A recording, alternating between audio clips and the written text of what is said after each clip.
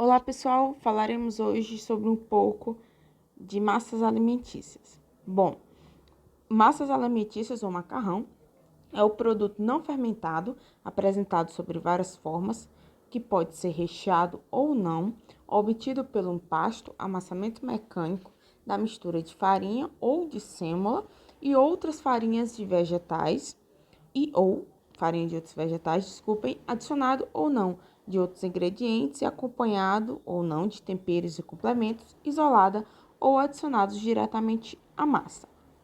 Bom, comparando os dados de 2017 com 2019, entre as principais categorias de grupos de massas, nós tivemos um aumento nas vendas desses produtos em todas as categorias de produção, de categorias principais de massas.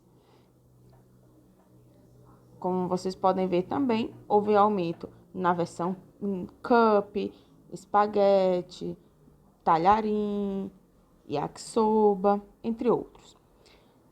Todavia, apesar de ter aumentado o consumo per capita do brasileiro em relação às massas alimentícias de 2017 para 2019, esse aumento não foi tão significativo quando se considera esse consumo per capita de quilos por habitante. Aqui observa-se também um aumento nas categorias de massa para pastel, pasta, pizza congelada, pizza refrigerada entre 2017 e 2019. Já as exportações tiveram uma redução de 2017 para 2019 e as importações houveram praticamente pouquíssima mudança em relação à quantidade de valor em dólares.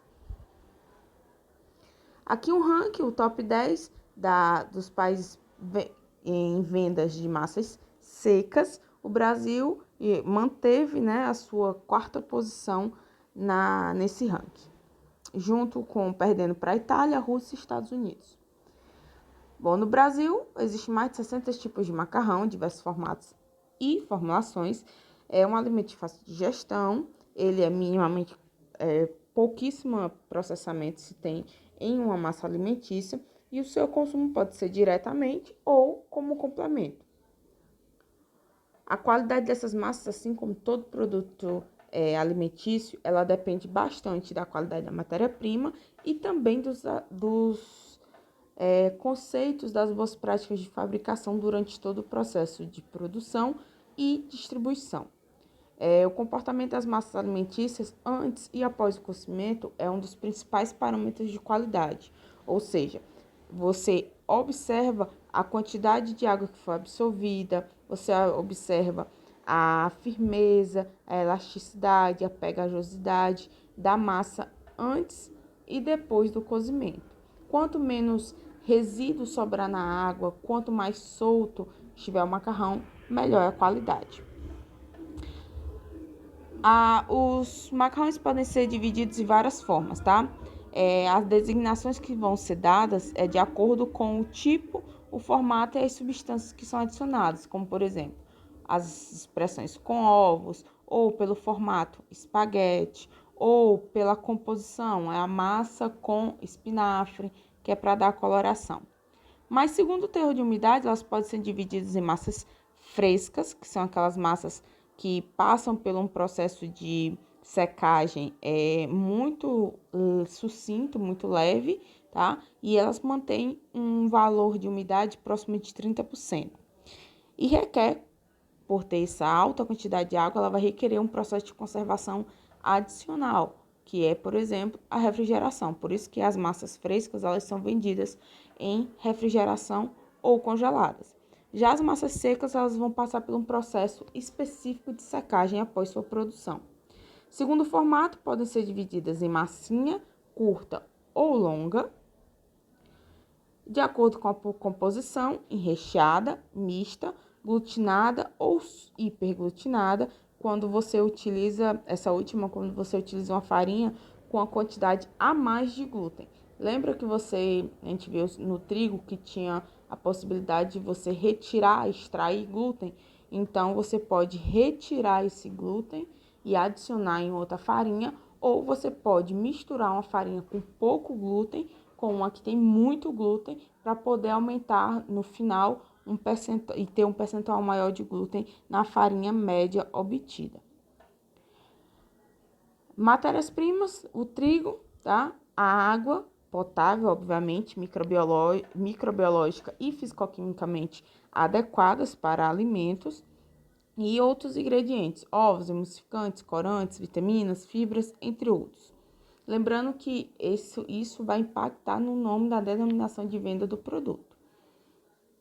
O trigo, a forma do trigo, o derivado que vai ter mais utilização em massas é a chamada semolina. Coloquei aqui a definição do que seria semolina para ficar claro. A semolina é uma espécie de farinha mais grossa, tá? E amarelada do que a farinha branca de trigo tradicional que a gente tem costume. Porém, a classificação dela é dada pelo tamanho de partícula e é padronizado que seja uma farinha que tenha partículas que passem numa peneira de 40 mesh e fiquem retidas na de 60 mesh. Então, quando ela tem esse tamanho de partícula, ela é denominada de semolina. Mas também pode ser utilizadas outras farinhas especiais para dar cor, como aquelas massas com espinafre para ficar verde, a de cenoura para ficar amarelada, laranjada e assim vai. E lembrando que a uniformidade da granulometria na farinha, não só para biscoitos e pães, mas também para massas, principalmente, a uniformidade do grão, dos grãos da farinha, é muito mais importante do que o tamanho do grão em si, para você poder ter um produto mais uniforme. A umidade aqui do trigo para ser utilizado, 13%, e você pode ter dois tipos de massa alimentícia. A massa alimentícia comum e também a massa alimentícia integral, feita a partir de farinha ou mistura de farinhas integrais. A água potável de baixo teor de sais, tá? Pois esses sais vão influenciar na composição, na textura do produto final, pois influenciam o glúten e outros compostos. Aqui tem uma tabela com os valores, as composições da água, a composição da água para processamento específico de massas alimentícias. Os ovos, eles são adicionados para proporcionar aquela coloração mais amarelada, né? Vai melhorar a elasticidade das massas, principalmente para as massas longas, como espaguete, talharim, tá? E reduz a quantidade de água no cozimento, aquela água para não ficar tão esbranquiçada e perder nutrientes para a água. Reduz a pegajosidade da massa, ela não fica grudenta. E aumenta, obviamente, o valor nutricional, já que os ovos são considerados um dos alimentos mais completos nutricionalmente. Pode ser adicionado na forma fresca, seca ou congelada, porém, industrialmente, é mais aconselhável você realizar a compra da matéria-prima em pó, tá? Ou em caixas, tipo caixinhas de leite, só que ovos pasteurizados. Você pode comprar esses ovos tanto só clara, só gema, com misturas específicas. Para você utilizar a denominação com ovos, tá? Nas massas alimentícias, você tem que estar adicionado ovos na quantidade mínima de 450 miligramas de colesterol por quilo de massa. Senão, não pode utilizar essa denominação. Alguns emulsificantes são utilizados, tá? Eles são utilizados para reduzir a perda de sólidos durante o cozimento, melhorar a textura, aumentar a uniformidade. E alguns dos emulsificantes que podem ser utilizados: os monogliceróis, que são lipídios, né? Ésteres de ácidos láticos. E a legislação ele permite até 0,5 gramas por cada 100 gramas de farinha. Já corantes podem ser utilizados corantes naturais ou os chamados idênticos aos naturais. E também pode ser utilizado um exemplo, apesar de ser caro, que é o beta-caroteno, que ele tem atividade e valor vitamínico, porém, como eu já tinha dito, se torna pouco caro. Então, você acaba produzindo um produto final com um valor diferenciado. E tem que verificar se tem mercado para o seu, que vá comprar um macarrão daquele preço. E se for apenas para você proporcionar a cor, você pode adicionar outros corantes que são bem mais baratos. ou um vegetal desidratado, farinha de um vegetal desidratado, ou urucum, ou outros extratos vegetais permitidos na legislação. Conservantes, utilizado principalmente para proteger as massas frescas da ação de fungos, permite-se ácido ascórbico e seus sais e ácido propiônico e seus sais. Aqui algumas formulações para vocês verificarem a diferença, né, entre a massa com ovos e sem ovos. Assim como na panificação e biscoitos, a gente sempre utiliza a farinha principal como 100% da formulação.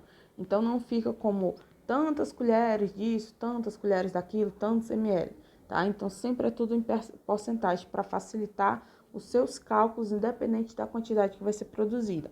E os percentuais sempre são em cima de 100%, e esse 100% é referente à farinha principal. No caso aqui, farinha de trigo.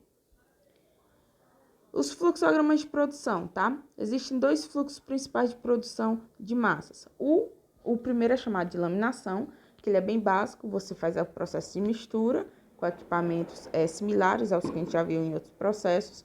Laminação, a produção de uma lâmina, que pode ser até com um equipamento similar ao cilindro de panificação. E, em seguida, o corte, tá? Pode ser a forma mais tradicional é feita em batelada, mas industrialmente se produz em modo de fluxo contínuo. Existe também o chamado processo de trefilação, em que em um único equipamento faz a mistura, o amassamento e a moldagem, como por exemplo numa extrusora, e depois é feito só o corte dessa massa. Existe as duas categorias principais, que são as massas secas e frescas. As frescas, elas são comercializadas praticamente com a mesma umidade a qual ela saiu do equipamento de corte, né, da última etapa de corte. E para reduzir a aderência de uma peça da massa em outra, se deixam poucos minutos a massa em um ambiente, obviamente não contaminado, antes de embalar para ela dar uma leve secada na superfície.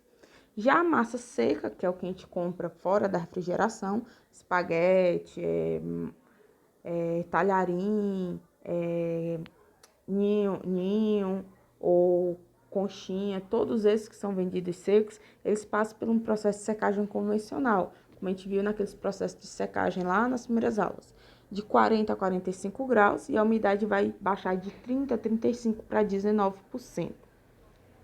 Aqui alguns equipamentos, alguns modos de secagem mais tradicionais, ou aqui através da extrusora. Quando ele sai dessa peça de moldagem aqui final, que é o que dá com a pressão do equipamento, ela vai moldar em um formato específico, esse processo ele já começa a dar uma leve secada na superfície do macarrão.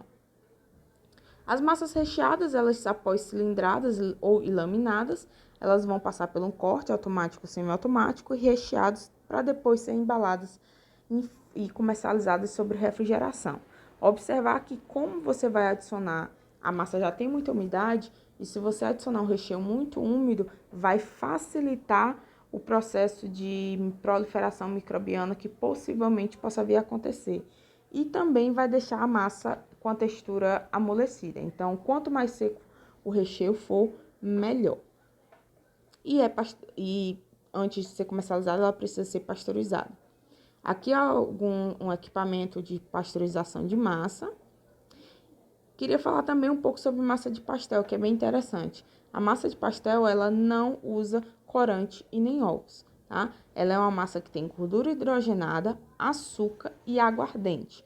A gordura, ela vai tornar a massa menos aderente, vai facilitar o manuseio, para que você consiga fazer uma camada fininha de aproximadamente 1 milímetro de massa. E o açúcar, ele vai ajudar, por o açúcar passar pelos processos de escurecimento, tá? Principalmente caramelização, no processo de fritura posterior, ele vai dar uma coloração à massa, e o álcool, ao se evaporar durante a fritura, vai permitir que criem aquelas bolinhas características do pastel, que ajuda também na crocância. A vida útil das massas, elas podem ser ampliadas se você utilizar a atmosfera modificada, ou seja, aquela atmosfera entre o alimento e a embalagem, ela ser trocada por uma mistura de gases especiais que sejam o menos reatíveis possível com os componentes do alimento. Então, ela pode girar em torno de 30 a 45 dias. Já o macarrão instantâneo, tá? Ele é um produto também não fermentado e que pode ser adicionado de sêmola ou outros vegetais e também outros ingredientes, acompanhado ou não de temperos ou complementos, e também seu preparo por reidratação a frio ou a quente, se necessário. Ele tem a diferença básica, tá? Ele vai utilizar a fazer mistura, moldagem, assim como as outras massas, porém ele tem duas etapas diferenciais. Uma é do cozimento do macarrão por um período de 3 minutos, seguido de um processo de fritura, antes do processo de resfriamento e embalagem. Bom, façam os exercícios, envie suas dúvidas e até a próxima aula.